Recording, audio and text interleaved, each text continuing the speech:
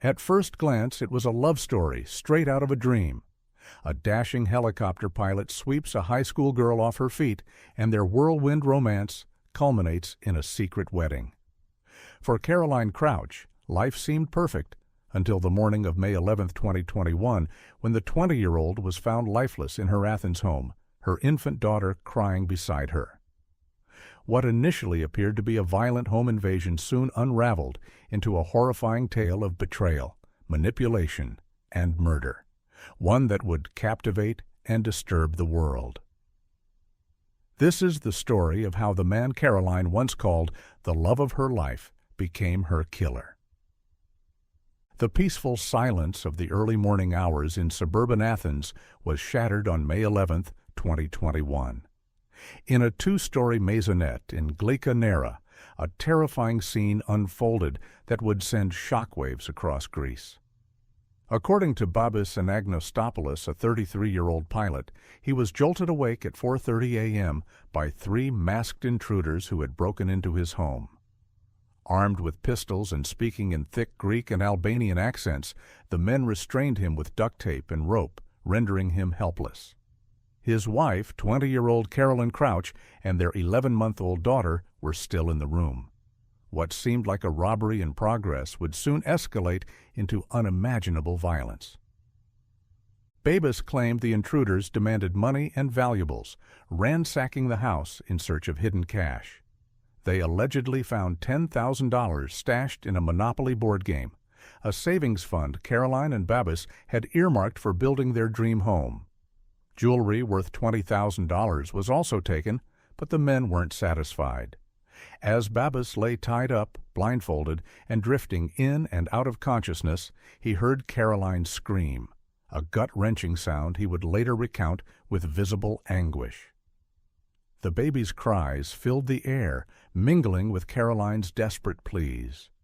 Within moments, the screaming stopped. When emergency responders arrived hours later, summoned by a muffled distress call, Babis managed to make using his nose, they found a scene of devastation. The house was in disarray, drawers emptied, belongings strewn across the floors, and the living room camera ripped from its mount, its memory card missing. The family's husky puppy, Roxy, was found hanging from her leash on the staircase, a chilling testament to the intruder's brutality. In the bedroom, the horror intensified. Caroline lay face down on the bed, lifeless, her infant daughter beside her, crying and nudging her mother in an innocent attempt to wake her. Babis, bound and gagged on the floor, appeared to be in a state of shock. First responders immediately declared Caroline dead, noting the signs of suffocation and the bruises on her body, which indicated she had fought for her life. Yet, as horrific as this crime seemed, nothing about it would be as simple as it first appeared.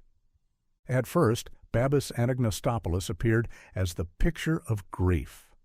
The devastated widower, clutching his infant daughter, spoke to the media with tears streaming down his face. He painted a chilling picture of ruthless intruders who had destroyed his family, and the public was quick to rally behind him.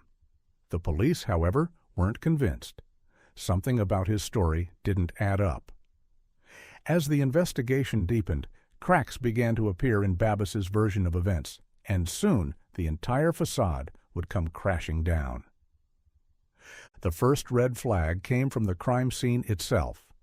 Despite Babis's claims that the intruders had trashed the house, neighbors reported hearing nothing unusual, no sounds of a struggle, no cries for help, no commotion. Even the baby's cries, which Babis insisted had pierced the night, went unheard. Furthermore, forensic investigators couldn't find any DNA or fingerprints left by the supposed intruders, an unusual anomaly for such a chaotic break-in. The pièce de résistance, however, was the missing memory card from the home's security camera. Babis claimed the intruders had removed it, but data from the system revealed it was taken out hours before the crime allegedly occurred. Caroline's smartwatch would soon provide another key piece of evidence. It recorded her pulse spiking dramatically at 4:05 a.m., indicating a struggle, and stopping completely by 4:11 a.m., a full 20 minutes before Babis claimed the intruders entered the house. In contrast, data from Babis's fitness app revealed that he had been moving around during the time he claimed to be tied up and immobilized. These discrepancies were damning and suggested a much darker truth. As investigators pieced together these inconsistencies, Caroline's personal life came under scrutiny, particularly her tumultuous relationship with Babis. Entries in her private diary painted a starkly different picture from the one the couple presented on social media. Behind the Instagram-perfect photos of sunsets and smiling family moments was a young woman grappling with fear, isolation, and emotional abuse. She had written about wanting to leave Babis, but her love for their child and the control he exerted over her kept her from doing so.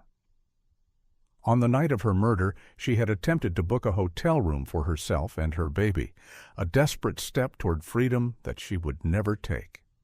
By now, the mounting evidence pointed to one chilling conclusion. This was no robbery gone wrong.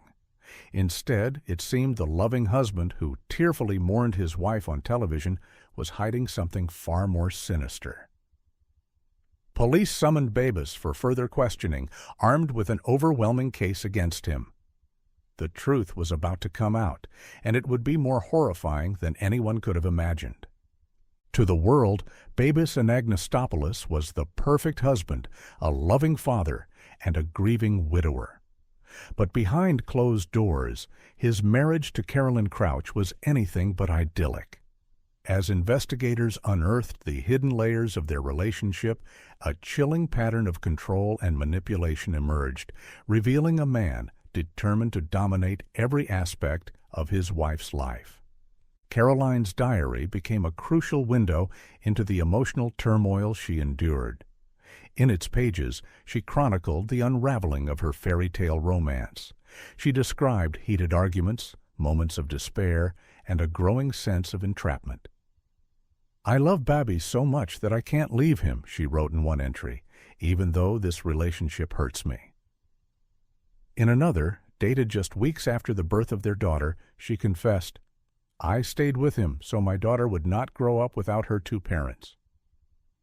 The couple's love story, once celebrated, had turned into a nightmare. Babis's charm and wealth, which had dazzled the young Caroline when they first met, soon became tools of control. Isolated from friends and family, she found herself financially and emotionally dependent on him. Even the decision to elope for their wedding, romantic at first glance, now seemed like an attempt to cut her off from the support system that could have helped her escape. The control extended to their daily lives. Caroline was a college student with dreams, but Babis held the purse strings, leaving her with little agency. When Caroline's mother sent her money, Babis took it. When she expressed unhappiness, he dismissed her concerns. As Caroline grew increasingly desperate, her entries reflected a woman caught between love and fear, tethered to a man she no longer trusted. The night of her murder marked a breaking point. Text messages between Caroline and Babis, sent just hours before her death, revealed a heated exchange. The couple had been arguing, with Caroline threatening to leave and take their daughter with her. She even began searching for hotel rooms, a clear signal that she was serious about escaping. But for Babis, losing control over Caroline wasn't an option. His need to dominate, his desperation to maintain the illusion of the perfect family, would push him to commit the unthinkable. By the time police confronted him with this evidence, Babis' carefully constructed lies had begun to crumble. Caroline's story was no longer one of a tragic victim of a random crime. Instead, it was a harrowing tale of a young woman trapped in a web of love, control, and deceit, a web spun by the very man she trusted most. And as the truth came to light, the world would learn just how far Babis was willing to go to maintain his illusion of perfection. Babis Anagnostopoulos sat in the interrogation room for hours, steadfastly clinging to his story of masked intruders who had invaded his home and taken everything from him. But the police weren't buying it. Piece by piece, they laid out the evidence: the damning smartwatch data, the missing memory card, the absence of noise on the night of the crime, and his own fitness tracker movements that betrayed his claims. Each revelation tightened the noose, and by the 8th hour of questioning, Babis finally cracked. What he confessed next would horrify even the most seasoned investigators. The truth was far darker than the lies he had spun. Babis admitted he had killed Caroline, not in the heat of the moment, as he initially claimed, but as a deliberate, cold-blooded act of control and anger. On the night of May 10th, he recounted, the couple's argument had escalated when Caroline threatened to leave him and take their daughter. Babis couldn't bear the thought of losing control over either of them. He told the police that Caroline had shoved and punched him during the fight, though investigators found no evidence to support this claim. What they did find, however, was overwhelming proof of his premeditated actions. Enraged, Babis said he pinned Caroline down on their bed and pressed a pillow over her face with his full body weight. Caroline fought back, as evidenced by the bruises on her arms and hands, but she stood no chance against her husband. The struggle lasted a harrowing 6 minutes, minutes that felt like an eternity for a woman gasping for air and a man determined to silence her forever. After Caroline's lifeless body lay on the bed, Babis began crafting the story he thought would shield him from justice. He staged the scene with chilling precision. He tied himself up with rope and duct tape, knowing it would make him appear as a victim.